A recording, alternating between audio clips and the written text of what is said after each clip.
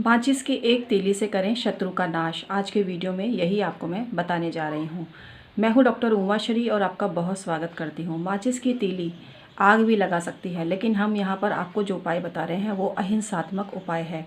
उसमें हमें हिंसा कभी नहीं करनी है। हिंसा के लिए तो मैं कभी भी प्रेरित नहीं करती हूँ और मैं अपने चैनल के माध्यम से हिंसा की निंदा करती हूँ और अहिंसा का समर्थन करती हूँ। प्रत्येक जीवधारी में आपको परमात्मा के दर्शन करने चाहिए, लेकिन कुछ इंसान ऐसे होते हैं जो परमात्मा के रत्ती मात्र भी, जिसको बोलते हैं लेश मात्र भी, उनके भीतर नहीं होता है और उनके अंदर सिर्फ पाप पाप पाप होते हैं, दुष्टता दुष्टता दुष्टता होती है।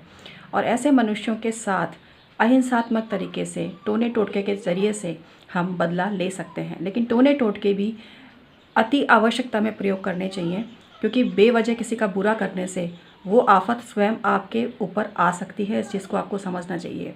आप जिसको शत्रु समझ रहे हैं, जिसको दुष्ट समझ रहे हैं, वो वाकई में वैसा होना चाहिए। अगर नहीं है तो ये चीज़ उस पर बिल्कुल भी काम नहीं करेगी। आपको क्या करना है, शत्रु की तस्वीर मिल सके तो तस्वीर लीजिए, तस्वीर नहीं मिले तो अपनी इमेजिनेशन में उसको लेकर आइए। उसका नाम अगर पता चल सके तो नाम लिख सकते हैं, अगर नाम पता नहीं चले तो मेरा शत्रु, बस इतना सा आपको लिखना है कागज़ पर। और ये जो माचिस है, इसकी जो तीली है, ऊपर से इसका जो चूरा है, इसको तोड़कर उस पर बिखेर देना है। इसके बाद ये माचिस की जो नीचे की लकड़ी है, ये भी आपके काम आएगी। आपको शत्रु का नाम पर्ची पर लेकर और इस लकड़ी पर उस कागज़ को लपेट देना है।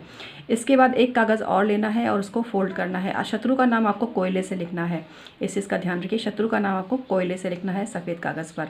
इसके बाद उसको फोल्ड कर देना है और उसके ऊपर पूरा ब्लैक पेंट कर देना है, पूरा ब्लैक पेंट कर देना है। पेंट नहीं मिले तो काजल से उस कागज़ को पूरा काला कर दीजिए। उसको पूरा काला करने के बाद में आपको एक कांच की शीशी या प्लास्टिक की शीशी लेनी है, डिब्बी लेनी है और उसके अंदर उसको रख देना है। और उसके बाद उस पर तेल डाल देना है, तेल में डिप कर देना है उसको, और फिर उसको पैक कर देना है। पैक करने के बाद में आपको उसको एक वीरान जगह पर जाकर दबा देना है। और दबाने के बाद में अगर कोई टूटी हुई चप्पल आपके पास पड़ी है तो चप्पल उसके ऊपर रखकर और एक पत्थर रखकर आ जाना है।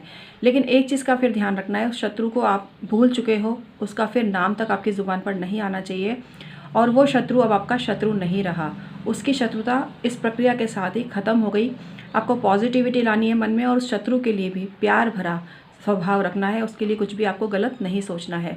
तो इस तरह से माचिस की तीली, वो भी बिना जलाए, आपको एक बहुत बड़ा टोटका आज मैंने बताया, ये काम आप ज़रूर कीजिएगा और शत्रु बाधा से आपका पीछा ज़रूर छूटेगा।